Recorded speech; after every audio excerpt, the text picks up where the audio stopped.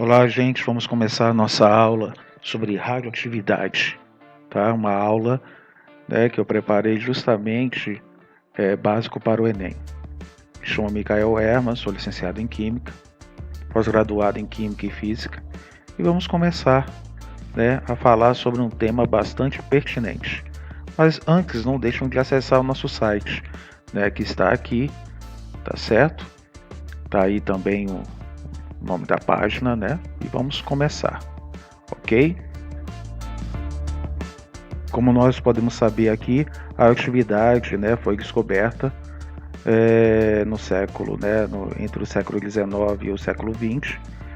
E lógico, a gente tem que saber o breve histórico dela. Bom, o que nós sabemos é que primeiramente foram descobertos raios-x. E dali partiram-se, nesse caso, a descoberta de outros tipos de radiações. Lógico que o William Röntgen foi o precursor disso. E aqui nós vemos, justamente um cartoon do Kelvin que fala sobre isso, que caiu numa prova justamente da FUVEST. Agora, dos três tipos de radiações, sendo duas delas radiações partículas, que tem matéria, e a outra que não tem matéria. Começando agora pelos raios alfa, que são positivos, constituem o átomo de hélio, que a gente vai ver daqui a pouco, Positivos e possuem partículas, prótons e nêutrons.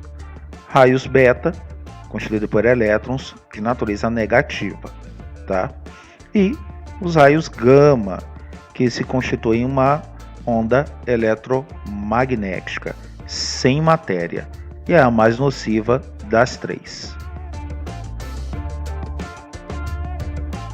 Bom, nesse caso vemos a emissão de partículas alfa e beta, em que nós vemos a desintegração do rádio e do polônio, sabendo, logicamente, que a proposta por Rutherford, aceitada e comprovada das partículas alfa, é tão simplesmente o átomo de hélio, com 4 partículas, sendo 2 prótons e 2 nêutrons. E aqui nós vemos a desintegração radiativa do rádio e do polônio.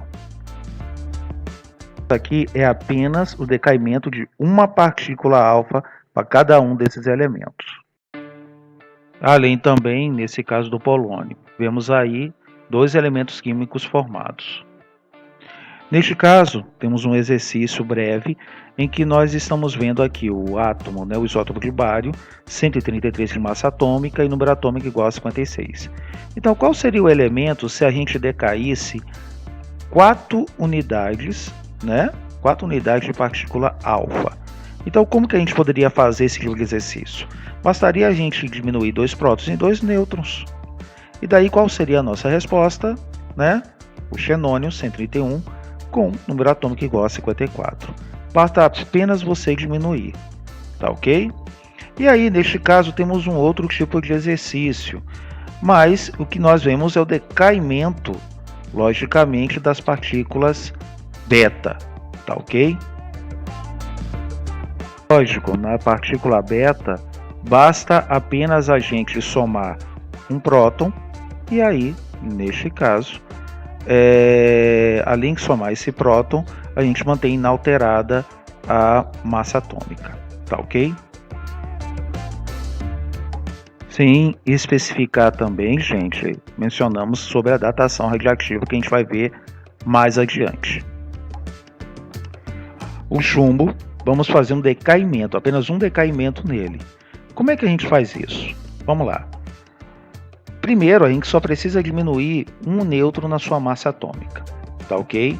E depois, somar mais um próton no número atômico desse proposto elemento químico após o decaimento do chumbo. Mantendo a sua massa inalterada, teremos uma resposta, ou seja, um elemento com a mesma massa, porém com mais um próton. Nesse caso é o nosso bismuto, tá ok? E falando ainda, das partículas, temos os raios gama, é o mais perigoso de todos e não é considerado partícula, e sim uma onda eletromagnética, tornando nesse caso a radiação mais perigosa, entre as três, tá ok? Falar de meia-vida. Meia-vida é um processo, de desintegração radioativa, em que a metade de um isótopo, de um elemento químico radioativo, pode se desintegrar em um breve espaço de tempo. Breve nem tanto, mas nesse caso um intervalo de tempo, que pode durar segundos, como pode durar milhares de anos. E aqui temos alguns exemplos, né? Por exemplo, temos alguns segundos de meia-vida de um isótopo e também temos milhares de anos de alguns.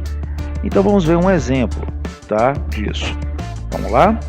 Se a gente tiver o silício 32, 40 gramas, um isótopo, né? Como é que vai ser a meia-vida dele? Depois de 160 anos, teremos metade desintegrada, ou seja, teremos 20 gramas desse composto. E assim sucessivamente, metade, na metade, na metade, na metade, na metade. Ok? Então, se a gente tivesse o carbono 14, né, 1 quilo dele, vamos supor, e aí pegando a meia-vida dele, depois de 5.715 anos, teremos apenas meio quilo, né? Então vai demorar um tempo. Então vamos ver aqui dois exercícios básicos, né? Por exemplo, se você tivesse que datar, né, uma múmia em que tem o tecido, a coroa e a espada, nesse caso eu dataria o quê? Né? O carbono 14 só vai datar aquilo que foi de composto orgânico. Então, menos a coroa e a espada, elas não poderiam, nesse caso, serem datadas, tá ok? E lógico que o decaimento beta do carbono 14 vai ser o nitrogênio, como nós já vimos anteriormente, tá ok? Vamos falar agora da fissão nuclear, tá? Onde a gente vai partir um átomo de urânio ao meio. E para isso, a gente depende, né, de um nêutron colocado em uma alta velocidade para atingir esse átomo de urânio 235, que é muito instável, é um isótopo radioativo, que libera uma grande quantidade de energia. E além dele liberar essa grande quantidade de energia, um nêutron vai partir esse átomo de urânio ao meio, que além de partir esse átomo de urânio ao meio, vai liberar outros 3 nêutrons. Então, sempre que você for partir um átomo de urânio, fissioná-lo, você vai liberar outros 3 nêutrons. 3, 3, 3, 3, 3. E esses outros 3 vão, logicamente, atingir outros 3 átomos de urânio. A isso nós falamos que é uma razão geométrica de razão 3. E sempre que a gente for fissionar um átomo de urânio, ele vai liberar outros 3 nêutrons mais energia. Tá ok? Então isso é importante a gente saber. E a isso nós chamamos de reação em cadeia.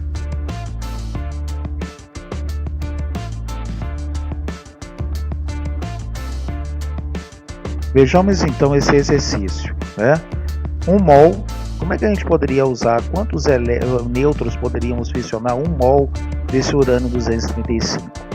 Sabendo também que 1 quilo dele poderia produzir 50 kW de energia. Como que a gente solucionaria esse tipo de exercício? Bom, a regra é básica. Regra de 3 nele, ok? Esse tipo de resolução desse exercício e de outros, você pode ver na nossa página, que vai estar, logicamente, no final desta mini aula que eu estou dando aqui, ok?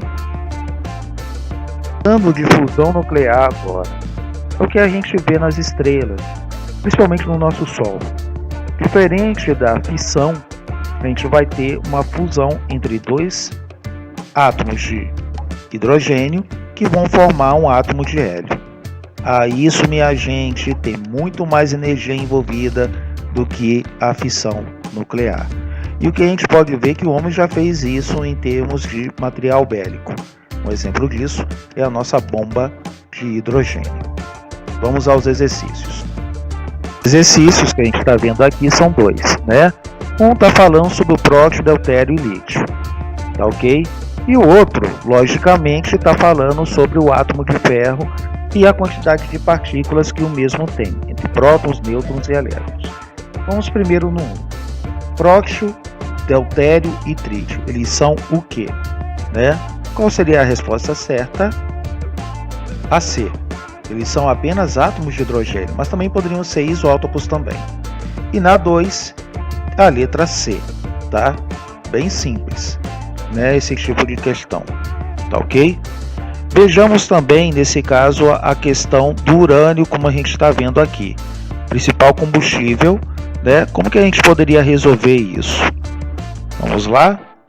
Vamos dar um tempo então e veremos.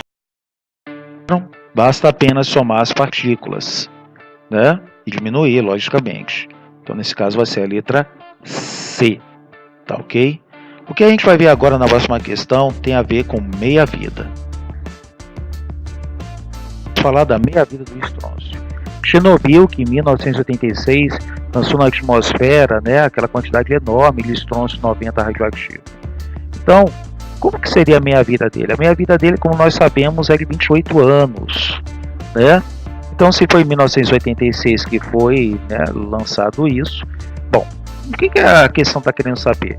Ela quer saber que quando chegar ao patamar aceitável de 6,25% da quantidade inicial, né, quanto tempo isso vai passar em termos de meia-vida? Quanto tempo isso vai passar? Neste caso, então, para chegar a esse patamar, serão 4 processos de meia-vida, ou seja, 28 vezes 4, 112 anos. Então, qual seria a resposta? De 1986, 2098, nesse caso, letra E. Espero que vocês, né, nesse caso, se tiverem dúvida, entrem em contato comigo, porque eu tenho essa aula mais elaborada nos meus sites, meu e-mail, né, nesse caso. Espero que vocês, né, tenham tirado aqui, nesse caso, as suas breves dúvidas. E, por favor, não deixem de entrar em contato comigo e de acessar as páginas, nesse caso, do autor. Tá ok? Estou esperando vocês e, nesse caso, um bom dia para todos. Tá beleza? Lembrando que eu também dou aula via Skype. Somente entre em contato comigo, né, para essa finalidade neste e-mail aí. Tá ok? Tudo mais, hasta luego, bye bye.